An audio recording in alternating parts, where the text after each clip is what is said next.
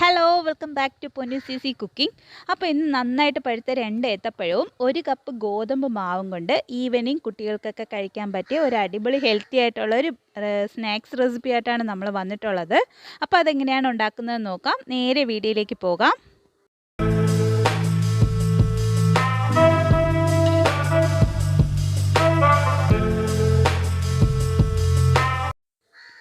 ഞാനിവിടെ 2 നന്നായിട്ട് പഴുത്ത ഏത്തപ്പഴമാണ് എടുത്തിട്ടുള്ളത്. ഇത് അത്യാവശ്യം ചെറിയൊരു ഏത്തപ്പഴമായിരുന്നു. അത് കാരണം ഞാൻ 2 എണ്ണം എടുത്തിട്ടുണ്ട്. ഒത്തിരി വലുതാണെങ്കിൽ നിങ്ങൾ ഒരു ഏത്തപ്പഴം എടുത്താൽ മതി. അപ്പോൾ ഇത് നമ്മൾ ജസ്റ്റ് ഒന്ന് തൊലി കളഞ്ഞെടുക്കുന്നുണ്ട്.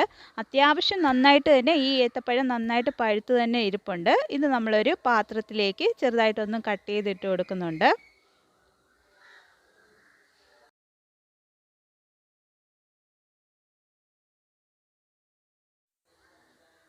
രണ്ടാമത്തെ ഏത്തപ്പഴവും അത് കണക്ക് തൊലി കളഞ്ഞിട്ട് വീണ്ടും അതേ കണക്ക് സെയിം ആയിട്ടൊന്ന് കട്ട് ചെയ്ത് ഇട്ട് കൊടുക്കുക.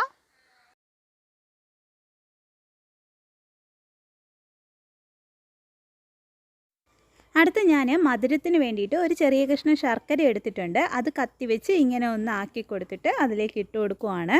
അഥവാ നിങ്ങളുടെ കയ്യിൽ ശർക്കരയില്ല കരിപ്പെട്ടി ഉണ്ടെങ്കിൽ കരിപ്പെട്ടി എടുക്കാവുന്നതേ ഉള്ളൂ.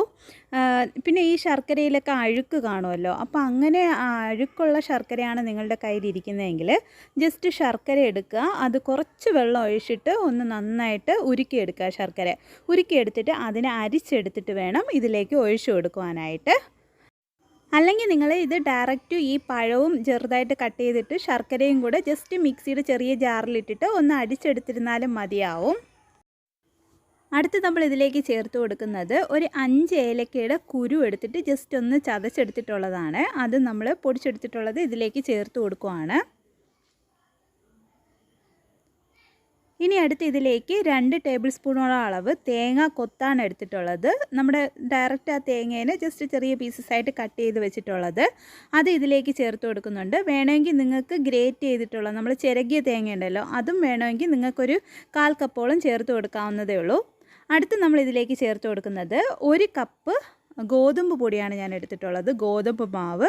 അപ്പോൾ ഈ പഴത്തിൻ്റെ ഈർപ്പത്തിനനുസരിച്ച് മാവിൻ്റെ അളവ് കൂടിയും കുറഞ്ഞും വരും കേട്ടോ. ഞാനിപ്പോൾ അത്യാവശ്യം ഒരു വലിയ ബൗളിൽ 1 കപ്പാണ് എടുത്തിട്ടുള്ളത്. പിന്നെ ഒരു പിഞ്ചോളം ബേക്കിംഗ് സോഡ കൂടെ നമ്മൾ ഇതിലേക്ക് ചേർത്ത് കൊടുക്കുന്നുണ്ട്. പിന്നെ ഇതെല്ലാം കൂടെ നന്നായിട്ടൊന്ന് കൈ വെച്ച് നന്നായിട്ട് സ്മാഷ് ചെയ്ത് കൊടുക്കുക. ആ പഴമൊക്കെ ഉണ്ടല്ലോ, കൈ വെച്ച് നന്നായിട്ട് ഉടച്ചു കൊടുത്തിട്ട് ആ മാവെല്ലാം നമ്മുടെ ഈ പഴത്തിൻ്റെ ഈർപ്പം തന്നെ ധാരാളമായിരിക്കും ഇത് മാവ് കുഴച്ചെടുക്കുവാനായിട്ട്. അഥവാ നിങ്ങളുടെ ഇതിൽ ഒത്തിരി ലൂസായിട്ട് അങ്ങനെ തോന്നുകയാണെങ്കിൽ കുറച്ച് മാവ് ആഡ് ചെയ്ത് കൊടുക്കുക. അല്ലെങ്കിൽ ഒത്തിരി ഹാർഡായിട്ട് ഇരിക്കുകയാണെങ്കിൽ 1-2 ടേബിൾ സ്പൂൺ വെള്ളവും വേണമെങ്കിൽ നിങ്ങൾക്ക് ഇതിലേക്ക് ചേർത്ത് കൊടുക്കാവുന്നതേ ഉള്ളൂ. അപ്പോൾ ഇതെല്ലാം കുഴച്ച് നമ്മളൊരു നന്നായിട്ട് വെച്ചിട്ട് ഒരു 10-15 മിനിറ്റ് ഇങ്ങനെ വച്ചിരിക്കണം കേട്ടോ. നമ്മുടെ ശർക്കര നമ്മളിങ്ങനെ ഗ്രേറ്റ് ചെയ്ത് ചേർത്തിട്ടുള്ളത് കാരണം നന്നായിട്ടൊന്ന് മെൽറ്റ് ആവാനുണ്ട്. അപ്പോൾ ഇത് നന്നായിട്ടൊന്ന് കുഴച്ചെടുത്തിട്ട് ഞാൻ വച്ചിട്ടുണ്ട്. അപ്പോൾ ഇത് നമുക്കൊരു 10 മിനിറ്റ് ഒന്ന് ഇങ്ങനെ തന്നെ ഒന്ന് അടച്ച് വെച്ചേക്കാം. അടുത്ത് ഞാനിതാ ഉണ്ണിയപ്പ ചട്ടിയാണ് എടുത്തിട്ടുള്ളത്. അത് നമ്മൾ അടുപ്പത്ത് വെച്ചിട്ട് ഫ്ലെയിം ഒന്ന് ഓൺ ചെയ്ത് കൊടുത്തിട്ട് ഈ ചട്ടി ഒന്ന് നമ്മളൊന്ന് ചൂടാക്കി കൊടുക്കുവാണ്. ഇതിലേക്ക് ഞാൻ ആ കുഴിയുടെ ഒരു 1/2 ഭാഗം മുതൽ 1/4 ഭാഗത്തോളം ഞാനിപ്പോൾ വെളിച്ചെണ്ണയാണ് എടുത്തിട്ടുള്ളത്. വെളിച്ചെണ്ണയിലാണ് ഇത് നമ്മൾ ഉണ്ടാക്കിയെടുക്കുന്നത്. അപ്പോൾ കുഴിയിലൊരു 1/4 ഭാഗത്തോളം വെളിച്ചെണ്ണ എല്ലാത്തിലും ഒഴിച്ചു കൊടുക്കുന്നുണ്ട്. എന്നിട്ട് ആ എണ്ണ ഒന്ന് ചൂടാകുമ്പോഴേക്കും നമ്മൾ തയ്യാറാക്കി വെച്ചിട്ടുള്ള ആ മാവുണ്ടല്ലോ, അപ്പോൾ കൈ ഒന്ന് നന്നായിട്ടൊന്ന് നനച്ച് കൊടുക്കുക. ഈർപ്പത്തോടെ ആ കൈ വെച്ചിട്ട് ഓരോ നെല്ലിക്കയുടെ വലിപ്പത്തിനുള്ള, നെല്ലിക്കേനേക്കാളും കുറച്ച് ഇച്ചിരി ചെറിയൊരു വലിപ്പത്തിന് ഇതിൻ്റെ ചട്ടിക്കകത്ത് ഇരിക്കത്തക്ക രീതിക്ക് ഇങ്ങനെ ഇട്ട് കൊടുക്കുക. കാരണം ഇത് ഇച്ചിരി വീർത്തിങ്ങനെ വരും കേട്ടോ. അപ്പോൾ ഓരോ പ്രാവശ്യം ഉരുളെടുക്കുമ്പോഴും കൈ ഒന്ന് വെറ്റാക്കി കൊടുക്കാനായിട്ട് പ്രത്യേകം ശ്രദ്ധിക്കുക. നനച്ച് കൊടുക്കുക.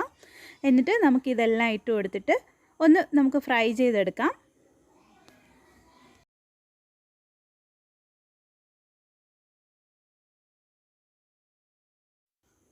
ഒരു സൈഡ് ഇച്ചിരി നന്നായിട്ടൊന്ന് വെന്ത് വരുമ്പോഴേക്കും നമ്മൾ ഒന്ന് മറിച്ചിട്ട് കൊടുക്കാനായിട്ട് പ്രത്യേകം ശ്രദ്ധിക്കുക. തിരിച്ചിട്ട് കൊടുക്കുക.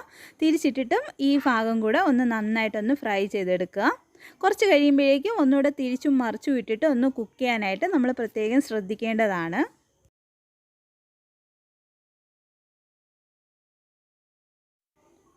ഇത് ടേസ്റ്റി ആയിട്ടുള്ള നമ്മുടെ ഈവനിങ് സ്നാക്സ് ഇവിടെ തയ്യാറായിട്ടുണ്ട്. അപ്പോൾ ഇത് ഞാൻ അതിൽ നിന്ന് എണ്ണയിൽ നിന്ന് എടുത്ത് മാറ്റുന്നുണ്ട്. അപ്പോൾ ഈ എണ്ണയിൽ ഇങ്ങനെ കറുത്ത് കറുത്ത് കിടക്കുന്നത് കണ്ടോ, അത് ശരിക്കും നമ്മുടെ ശർക്കര ഒന്ന് നന്നായിട്ട് മെൽറ്റ് ആവാത്തത് കൊണ്ടാണ് ഇങ്ങനെ വന്നിരിക്കുന്നത്. അപ്പോൾ നന്നായിട്ട് ശർക്കര ഒന്ന് നിങ്ങൾ അല്ലെങ്കിൽ ഉണ്ടാക്കുമ്പോഴേക്കും പഴവും ശർക്കരയും കൂടെ ഒന്ന് അടിച്ചിട്ട് മിക്സിയുടെ ചെറിയ ജാറിലിട്ടിട്ട് അടിച്ചിട്ട് ഉണ്ടാക്കിയിരുന്നാലും മതിയാവും. ദേ നമ്മുടെ ടേസ്റ്റി ആയിട്ടുള്ള സ്നാക്സ് ഇവിടെ തയ്യാറായിട്ടുണ്ട്. അപ്പോൾ ഇതേ കണക്ക് ബാക്കിയെല്ലാം നിങ്ങൾക്ക് ഉണ്ടാക്കി എടുക്കാവുന്നതേ ഉള്ളൂ. ഞാനിപ്പോൾ ഒന്ന് പൊട്ടിച്ച് കാണിച്ചു തരാം. പുറം വന്നിട്ട് നല്ല ക്രിസ്പി ആയിട്ടും അകം വന്നിട്ട് കുറച്ച് സോഫ്റ്റ് ആയിട്ടുമാണ് ഇതിരിക്കുന്നത്. കുട്ടികൾക്കൊക്കെ തീർച്ചയായിട്ടും ഇഷ്ടപ്പെടും. അപ്പോൾ മുതിർന്നവർ മുതൽ കുട്ടികൾ വരെ എല്ലാവർക്കും തീർച്ചയായിട്ടും ഇഷ്ടപ്പെടും. അപ്പോൾ എല്ലാവരും ഇതൊന്ന് ട്രൈ ചെയ്ത് നോക്കുക. നിങ്ങളുടെ ഫീഡ്ബാക്കുകൾ കമൻറ്റ് ബോക്സിൽ രേഖപ്പെടുത്താൻ മറക്കരുത്.